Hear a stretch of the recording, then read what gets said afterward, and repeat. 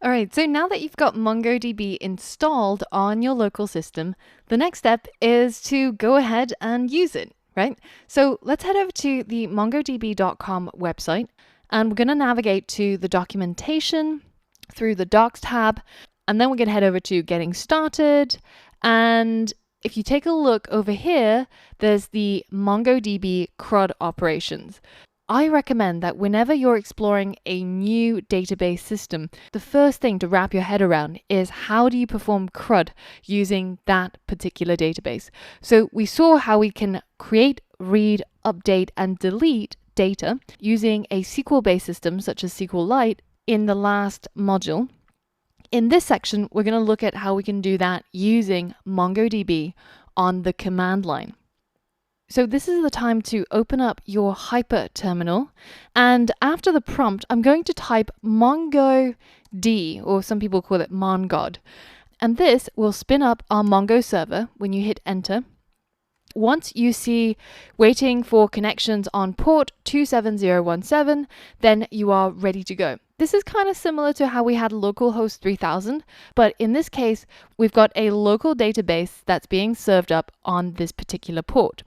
So now, if you go into Shell and New tab, or if you take a look here at the shortcut, which on Mac is Command T, then we can open up a brand new terminal. And this is a different connection because if you notice here, while our MongoDB database is running, we actually don't see our prompt. We can't type something in here, and we can't, for example, CD over to the desktop over here because we don't have an active connection to our terminal. This terminal is connected to the MongoDB database.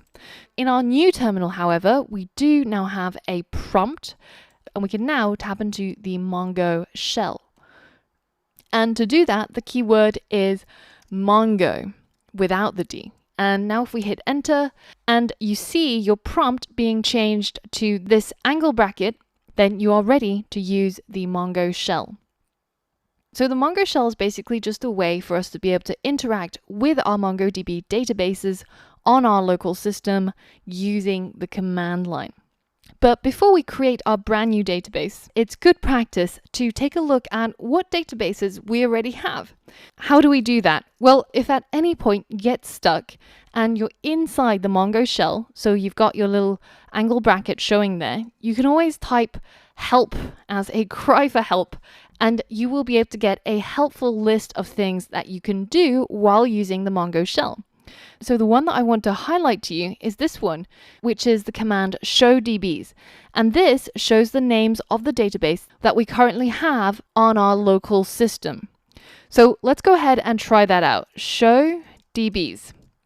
Hit enter, and you can see that by default, when you install MongoDB, it comes preloaded with 3 databases: admin, config, and local. And you can see that all of them are taking up 0 gigabytes of space because they're completely empty.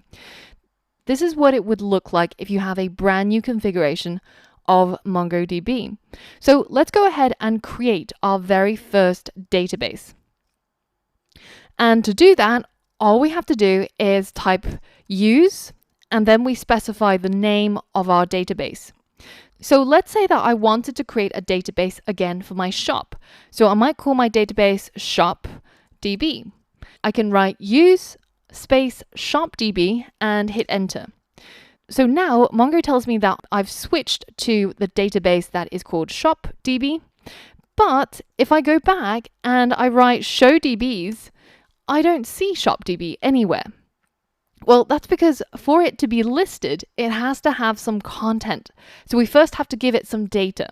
We're now ready to tackle the C in CRUD and see how we can create data using MongoDB.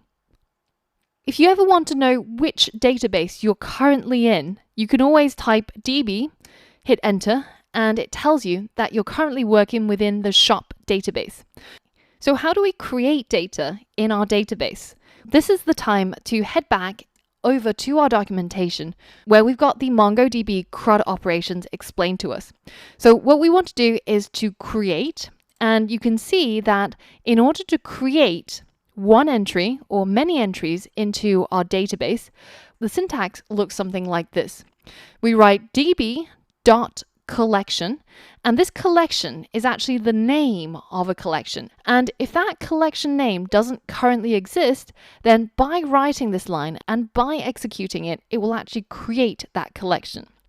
And then we use a method such as insert one or insert many. And this is an example of how you would use this method. So for example, if you wanted a collection called users inside your database, you would say db.users.insert1, and inside the method insert1, you would pass over a JavaScript object, which will be the document. So it will have fields and it will have values. And this pretty much follows the key value pairs that we've been seeing in JavaScript objects. Let's take what we learned here and let's implement it for our shop DB.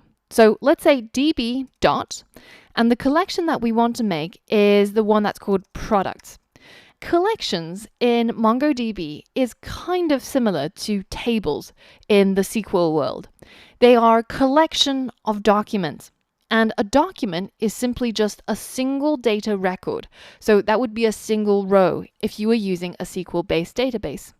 If this collection products doesn't currently exist in our database, then by executing this line of code, it will create that collection called products. And then we write another dot and we call the method insert1. And we open up a set of round brackets or parentheses. As the inputs for this method insert1, we get to insert a JavaScript object. The product that we want to insert is the pen product that we had previously. So in this case, it will have an ID of 1. It will have a name of, let's say, pen. And it will have a price of £1.20. This is all the data that I want to add to each record or each document inside my products collection. And when I hit enter, my data gets added to my database. And now I can use the keywords show collections, and it will show me all the collections that currently exist in the current database, which remember is shopDB. So I've only got one collection, which is called products. And in my products, I've only got one entry, which is my pen product.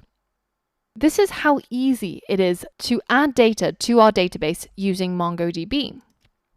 And if you look at the documentation, you can see that you can either insert one or you can insert many. And if you click on it, you can see the syntax as well as examples for each of these methods. MongoDB is extremely well documented, and pretty much anything you want to do with it is explained really well through the use of graphics and examples in their documentation.